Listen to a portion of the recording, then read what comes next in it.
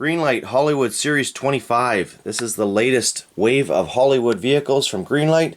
The time of filming, October 2019. I've got a few of the vehicles already opened up, some of my favorite castings from this 6-vehicle set.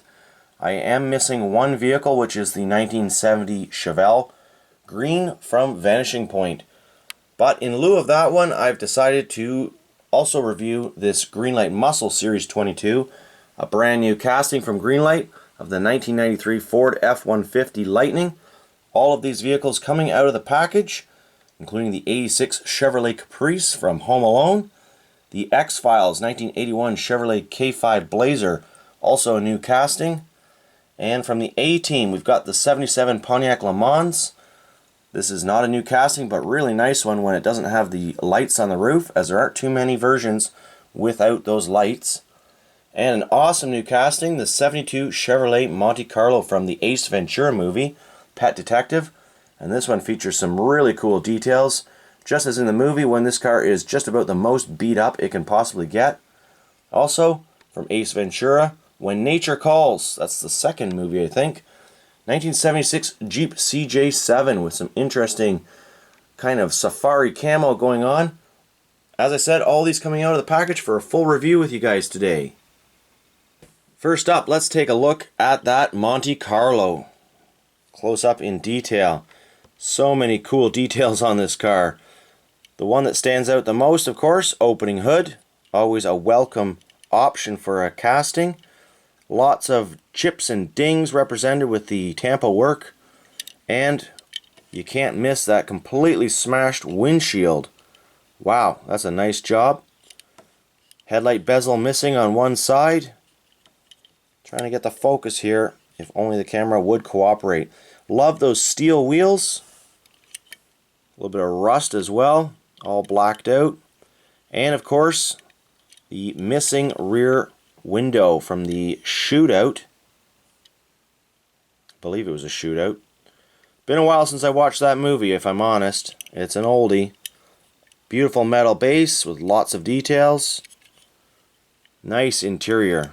Check out the interior on this car. Really authentic. Very cool. So that one definitely, definitely takes the cake as far as the coolest casting in the Hollywood Series 25, in my opinion. The next coolest one, I would say, is this new 81 K5 Blazer. Let's take a look at this one from the X-Files. It's got the commercial white bumpers. Really nice details on that grille work with the headlights, the light bar, all the window seals. A black metal base with also lots of details. And of course, a removable rear cap showing the jump seat and full spare tire. Very neat. Let's see if we can take a look at that interior as well. I mean, this is the whole point of taking them out of the packaging, is so you can take a really nice close look at them where otherwise you could not. Alright, that's a nice one. Now these castings are already coming out in other lines and in exclusives. Any of these new castings, so they won't stay new for long, but pick them up while you can in these decorations. As I said, the Le Mans, there's only been a couple releases where it doesn't have a light bar on the roof. It's been generally used as a police car or a taxi. And this particular casting does not have the little pinholes pre-drilled in the roof. So it would be great for any customs out there. If you want to repaint the car, for instance, in a color that suits you better or reminds you of a vehicle from your past. Very detailed engine. Nice closing hood. And of course that terrific Pontiac front end. Done to perfection. Nice base on it. Lots of detail. And some very nice generic hubcaps from the Pontiac days. Really like it in that silver. And which one have we not looked at? We've got to open up a few more here. As far as the packaging goes, you know, the Hollywood ones, they have a bit of information for most of the vehicles on the back, not the X-Files vehicle. A Team is always the same. Got 4 little slogans that you might have heard from the A Team movie. We've seen that before. The Ace Ventura Pet Detective packaging has a kind of a review of what that movie was about, so you can pause on that if you want to read that. And as for the Ace Ventura When Nature Calls, let's see what's on the back of that one. Jim Carrey, looking quite young in these photographs from back when he was making his start in movie careers. Another synops there for that movie. We'll get that one out. Home Alone. There's a favorite Christmas movie that usually gets played sometime around the holiday season upcoming. And another nice casting of the, this time an 86 Chevrolet Caprice. So this one's going to have the separated headlights versus the one-piece lens as found on later models of the Caprice. As far as on the back of this one, you've got the battle plan, which is pretty cool.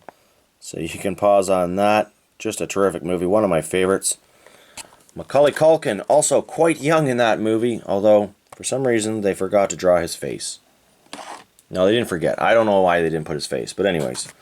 And in lieu of the 1970 Chevrolet Chevelle, which I don't have, I didn't buy that one because I have a lot of those castings already, and it didn't really jump out at me, but this Greenlight Muscle Series 22 Ford pickup certainly did. This is a new casting.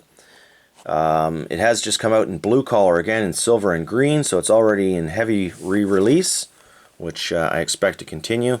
There's the full line of vehicles that you would have found in Series 22 of this set. I did not buy any of these other vehicles, as I already have quite a few castings of all of them. So we're going to take that out and just look at it as a bonus to round out this as a 6-vehicle review.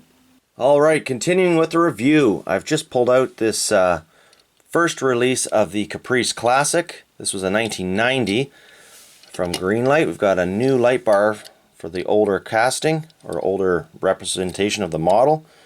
And there will be lots more models of this car coming out shortly as well. I've seen that there's a New York Taxi, which I'm ordering shortly for review. That'll be an exclusives model. But here we have the Home Alone version. Let's see what it says on the door. Zooming in, police department. Pretty generic. Nice wheels. These are the newer style wheels, or the older style wheels, sorry. Older style hubcaps, I should say. And then just doing a comparison side by side from the newer model to the older model. You can see the newer model has the one-piece lens, whereas the older model had the 2 glass lenses versus the plastic one-piece. And on the newer models have the same tail lights. I think I'm thinking of the older 1970s models of the Caprice, which still looked essentially the same, except had 3 big square taillights on each side, versus that one lens segregated into 6 mini lenses. But this one's nice. It has a nice metallic blue paint, and that vintage light bar, quite iconic. And here we've seen this Jeep before many times, the old CJ, but this is a really cool decoration on it with lots of details. You got the full spare tire, nice tan interior, and on the side of that one, let's see if we can catch that. I can't read it, but I'm sure I can read it after when I look at the video. This was an actual movie vehicle, as most of Greenlight's representations are when they do these lines of vehicles. So that's my Hollywood Series 25 review, and the new F150 Lightning casting.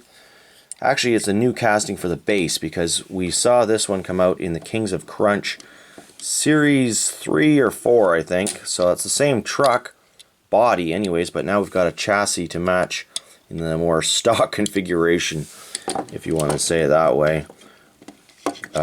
Anyways, so here we go. It's got the really nice Ford Lightning wheels on it.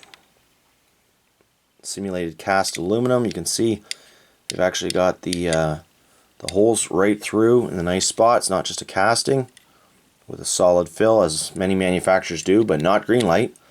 Really nice details on that rear sliding pane. And it appears to be a 2-piece casting, so the box is separate from the cab. Really nice lines. We've got no bananaing of the vehicle, as you sometimes see in certain models. I've seen that on the C10, the 1970 C10 ramp truck all too often. And that's one reason why I've stopped buying that casting, because I just can't seem to get that banana out from the ramp to the cab. Don't like that. Might be fixable, but you know, it should just come from the factory nice. But this one is perfect, and look at the nice details on the base of this chassis. Greenlight is really paying good attention to detailing the chassis with their newer models especially, which I really like. The grille is cast right through, so you can see that black radiator behind it. Nice spoiler. And a very familiar truck. This was one of the top selling trucks of its time, and definitely continues to have lots of interest in the vintage truck enthusiasts. So, beautiful castings. Got lots more exclusive Greenlight stuff coming out shortly. In my next video, I've got a whole bunch of stuff I'm going to review with you guys.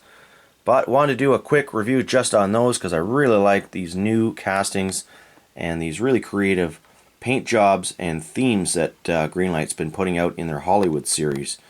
I hope you enjoyed this video, and if you're after any of these vehicles, as I always say, happy hunting!